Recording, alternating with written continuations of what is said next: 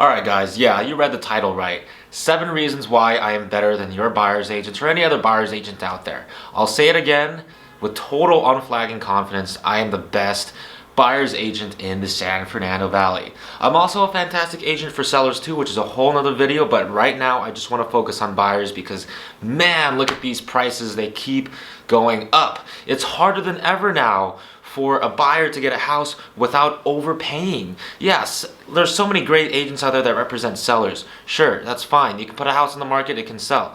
But for buyers, are you going to have an agent that's going to get your offer accepted without making you overpay? So without further ado, here are 7 reasons why I'm better than your buyer's agent. Number 1, and this ties into the most important part of being a buyer's agent, is that how I get offers accepted. This is by far the most important skill to have as a buyer's agent. Why? Because once you get your offer accepted, you have an escrow officer, you have a loan officer, you have a transaction coordinator. Those guys actually take the bulk of the work and they handle it for you. Your real estate agent doesn't do that too much after you get your offer accepted. But getting the offer accepted is the majority of the work. Number 1 is the way I present offers. I will always drive to that listing agent's office and present that offer in person. Just to give you an idea, most agents, they just email your offer. When there's 7 offers on the table and there's one of them where the agent actually drove to that listing agent's office and made an impression, which one do you think they're going to start talking about first? They're going to be, hey, Mr. Shelley, yeah, we got a lot of offers. This one was pretty strong. Actually, this guy, he drove to our office and he met me because he really wanted to get his buyer's offer accepted. When I go to that office, I bring 2 bottles of wine, one for the listing agent and one for the seller. So again, let's go back to that picture where that listing agent is sitting in front of the seller with 7 or 8 other offers, right? And behind one of them is a bottle of wine. It immediately draws attention to that one. You know, and they're seeing 7 or 8 pieces of paper and one of them has a bottle of wine attached to it.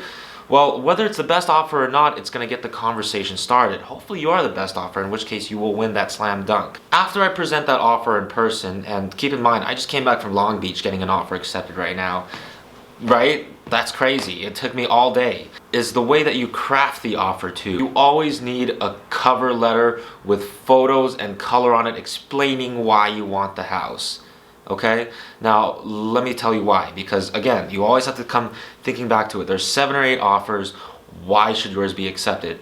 Just by having a cover letter with pictures on there, you're automatically ahead of at least 70% of the offers, right? Especially when there's a jump ball and 3 offers are exactly the same, but one of them explains why from the bottom of your heart you want the house. They're gonna choose you. You don't even have to be the highest offer sometimes. After all that's said and done, I will blow up that listing agent. I mean, I will call or text them at least 3 to 5 times a day. That's right. I don't even know what I'm saying half the time. I'm just saying, hey, any response? Hey, let me know if the price is okay. Or hey, did you get any offers? I will just blow them up all day. What does that mean? Well, again, when that listing agent sits down with the seller and they start talking about, well, hey, we have 5 offers here, but this guy, man, he just keeps calling me. Their buyers really want your house.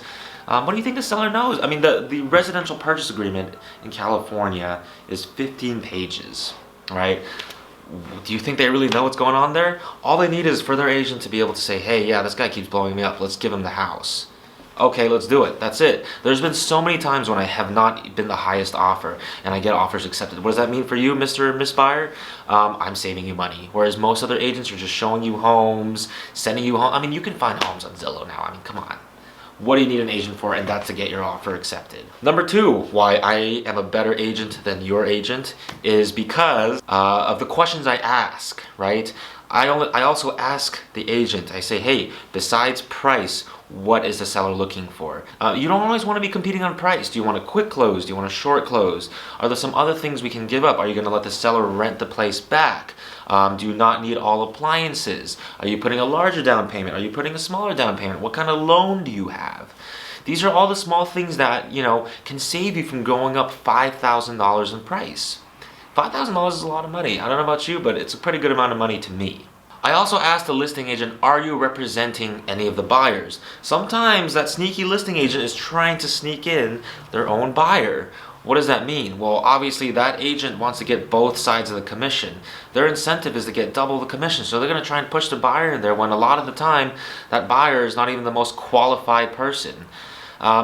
Forget about the fact that it's a huge conflict of interest for one agent to be representing two buyers, but just the pure fact that it's just the shadiness of it all. Number 3, to wrap this all up, is my offer acceptance ratio. Now, it's always kind of changing, but I try to take the average of the last 5 offers I've placed.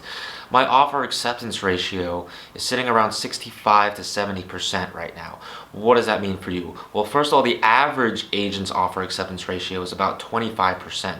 So with me, you're more than twice as likely to get your offer accepted. What does that mean? Well, you get your home quicker and for less money than you would with another agent. You know, that in itself should be enough to communicate to you that I am better than your agent. Number 4 is showing availability, okay? Now, you got to realize that the average real estate agent, I think, in the San Fernando Valley is somewhere in their 50s or 60s. They have their own family, they have their own life. They're not like me, who honestly, I have no life when it comes to real estate. You hit me up, you want to go see a home, we're going now. What does that mean for you? What that means is that you get to get your offer in there first before all the other buyers waiting for their agent to show them the home 3 or 4 days or waiting until the weekend. You get in there first, you get your offer first, and a lot of the times you can get away with it from submitting a lower offer because the other buyers just didn't get a chance to even write their offer. Okay? That also means, just by pure fact of convenience, that, you know, I work around your schedule, right? You want to go see a home Saturday morning or, 7 o'clock after work? Let's go do it. I can make it. Number 5 is watching properties like a hawk. Look, I get it. You have Zillow, you have Redfin, TrueLare. They all send you homes through your email. What we have at the very least is we set you up with an auto email system. That means as soon as a home that fits your criteria hits the market, we will know within 1 second. What does that mean for you? Again, we will be submitting offers first before the other buyers can get in and start trying to attack it, and then you will avoid a bidding war all in general. Number 6 is all the off-market properties that I have. Because I am calling and saving data and always door knocking and doing open houses, I have so many sellers that are not even hitting the market. A lot of them are thinking about selling, or they will be selling soon. So you're getting homes that are not on Zillow, not on the MLS, that nobody knows about pretty much except for me. What does that mean for you? Well, A, you can avoid the bidding war. B, you can maybe pay a lower price. You have a lot of sellers for them that money is not really an issue after a while. Maybe they just want like a comfortable close. They don't want to put their home on the market. They don't want to do open houses. So with me, you get access to my entire database of homes that are coming for sale that people just don't know about. The next step as to why I'm a better agent than your agent is that if all of that fails, what I'm doing is it's boots on the ground. We're going to a neighborhood that you like, and I'm knocking on every single door saying, hey, I have a buyer. They will come see it today. Here's the fair market value. Let's put an offer. Do you want to buy or sell? I mean that, seriously. If you're motivated, you tell me now, I will go hit that neighborhood and I will go start knocking. Really, that in itself is heads and shoulders above what other agents would even consider doing at all. Finally, if you're watching this video, you're probably watching it through some sort of technology. I have a huge database where A, lot of realtors know me, and B, a lot of sellers know me too, because I'm always marketing myself, whether it's on Instagram, Facebook, YouTube, email marketing, text marketing. So this in itself, if you're watching this video, this should be evidence to you that I am in control of the medium. I control the way that my message is dispersed. And if you're on my side, then your message is getting dispersed too.